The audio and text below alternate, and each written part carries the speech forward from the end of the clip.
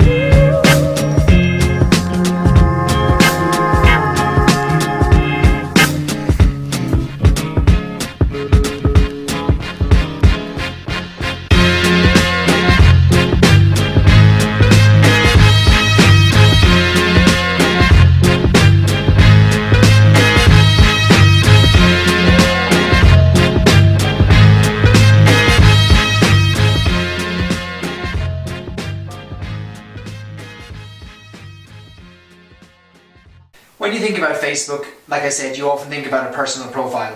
But the most important thing to bear in mind with Facebook is that as a business owner, we've got access to all of these individual users. We've got access to these people who are using Facebook. And what we need to do is understand how to best leverage them. And what we need to have in place initially is, of course, a Facebook fan page, a business page where we can attract our customers to, where we can have a conversation with them, engage them, and ultimately, hopefully, convert that into sales down the line.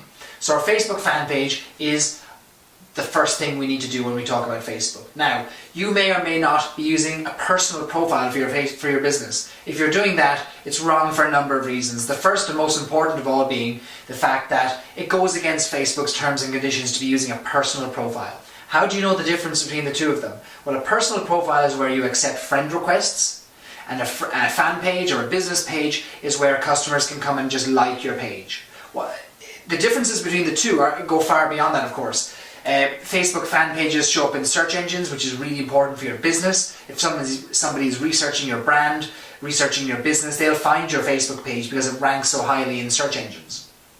Something else to consider is that a Facebook profile, while illegal in Facebook's eyes, caps out at 5,000 friends. So you can't even use that beyond 5,000 friends. And many businesses have more than 5,000 fans. And so a Facebook fan page allows you to grow and scale to as many fans as you can possibly attract. Something else to bear in mind is that Facebook fan pages are visible to anyone. They're not dependent on permission, in the sense that if I'm a customer browsing at 3 o'clock in the morning on a Facebook profile page, I can't get access to it unless I've been accepted as a friend. So it's permission based, and it's reliant on the business owner to do something. And why would you want this extra layer of work in marketing your business? A Facebook fan page is accessible 24 hours a day by anybody. They don't need owner permission. They'll simply like the page, and they'll get access to the content that you've allowed them to see as a fan, or they may see content that doesn't even require them to be a fan, depending on your settings. But we'll talk a little bit more about content in a future video. Something else to bear in mind is that a Facebook fan page can be customized to really be turned into a marketing engine for your business. And that's something that not a lot of businesses realize they can do. You can take this free tool that's been provided to us by Facebook and really enhance it, take it to a whole new level. In many cases, our clients are using their Facebook pages to do more than even their websites can do. And there are a lot of great reasons for that, which we'll cover a little bit in this video and certainly in future videos. So Facebook fan page is, of course, the cornerstone of everything. Let's have a look at another tip. Always customize the URL, the web address of your Facebook page. When you first set up a Facebook page, it's going to have a random string of numbers and letters, facebook.com/67247, and on and on and on. It's a very long thing, and it's certainly not an address you could easily tell somebody how to find you at. Instead, you can customize the URL of your Facebook page to make it just like a domain name, just like your own personal domain names or business domain names. So in this case, for Social Media Month Columbus, our Facebook URL is facebook.com/socialmediamonthcolumbus. Now, once you reach 25 fans on your Facebook page, you're able to customize your URL. So that's the tip that we recommend you do next. And how you can do that is click on Edit Page, and in there in the basic permissions or the marketing section, you can see how to create a username for your Facebook page. Complete the About section of your Facebook page. This is really important. And when we're talking about laying the foundations for this platform, because it's going to be the springboard for everything else we do, look at the About section. Facebook recently introduced a whole new timeline layout to Facebook business pages, just following what they've done for personal profile pages. Now on this business page, this timeline, what you've got are the chances to fill in a lot of details. So when this change took place in the last month or so, maybe some of your details didn't carry across, or there are new fields now that you haven't quite filled out. Things like your opening times. If you look here on the screen, you'll see that the North Market has all their details filled out really clearly. It shows what time they're open until. And if you look at that Facebook page at 3 o'clock in the morning, what you'll see is that it'll say 4 hours until opening time. If they open at 7 a.m. in the morning, it'll say 4 hours until opening. So it's it's a real living, breathing thing that is time. It's appropriate to the time when you visit it. So you can easily see how long it is before that business opens, how long it is before that business closes. So make sure you fill in all of your About sections on your website so your customers can find the most pertinent information related to your business. Timeline feature on Facebook has also allowed us a whole new range of visual impact features, such as the cover photo, which now rests and resides at the top of your Facebook page. So that should be a really strong visual representation of your brand. It cannot, according to Facebook's terms, be an advertisement for your business. It cannot be a call to action. It cannot include pricing or instructions on how to do something. It should just sum up what your business is in one image or one photo. It should tell a customer what it is. Now, in our case, we've got text in our 31 days, 150 social media ideas for our business. We're not asking our customers to do anything. We're not our visitors to do anything with this. It's not a call to action. It's just summing up what our business or what this month is all about.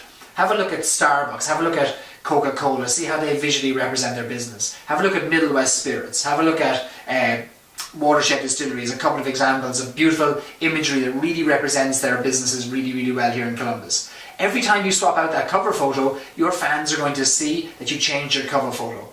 Brio and Bravo, the restaurant chain, do this really well right now, swapping out beautiful pictures on a few times a week. High quality, high resolution images of their food are mouth-watering, and every time they change their photo, you'll see comments, you'll see likes. So consider doing that for your business also. Of course, have the right name for your business, the right page name. It's one thing having the right custom URL like facebook.com/socialmediamonthcolumbus, but what about the name of the page, which is the title that sits at the top of the page? That's what people are going to find when they search in Facebook for your business. That's the name they're going to search for. So make sure it matches all of your other marketing, matches your marketing collateral. It's not something that can be changed very often with Facebook. Normally what happens is you can change it as many times as you want until you reach 100 fans. And after that, it used to be the case that it was locked in stone. Now you're allowed one change to your Facebook actual page name after your 100 fan limit. 100 fan level. We'll put the link to that, how you can change your page name once. We'll put that beneath the video here so you can do that if you want. So make sure that's the right page name for your business. Bear in mind, some customers call your business by something that you don't even call your business by. So they may shorten the name, or they may have some version of the name that's more well known than your official name. So think about that very carefully, but it is important to have the right page name in place. The new Facebook timeline also allows us to create milestones, a rich visual history or a timeline of our business. The reason they call it a timeline is we can put in milestones of our business, our first customer, our first, it might be our first 10 customers, our first new store opening, our second store in our chain, our 1 millionth customer, whatever it might be. There have been certain milestones in your business over the years since the day you were founded that are really key moments in your business history. Facebook allows you to share that history with your customers now.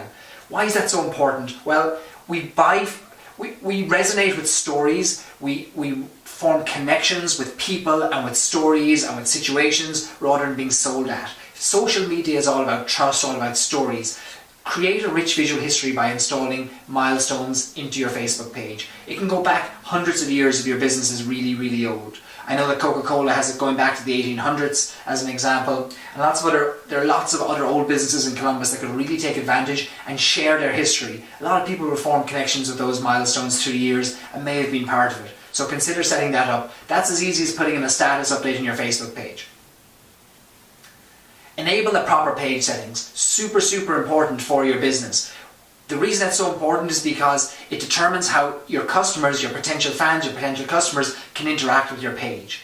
Can they tag themselves in a photo? Can they post to your wall? Will their posts become visible? And how you can change that is simply go into edit settings on your business page when you're logged into Facebook as an administrator and have a scroll down through the page to see what things are ticked, what things aren't ticked. Are you restricting access to your Facebook page to a certain age range for some strange reason? Maybe you are, maybe you want to change that. Maybe it's important, certainly for liquor brands, it's important to target people above the age of 21. But think about your business. Are there some issues with regard to how you allow your current customers to interact with your page? So enable the proper page settings, a super important tip for your business.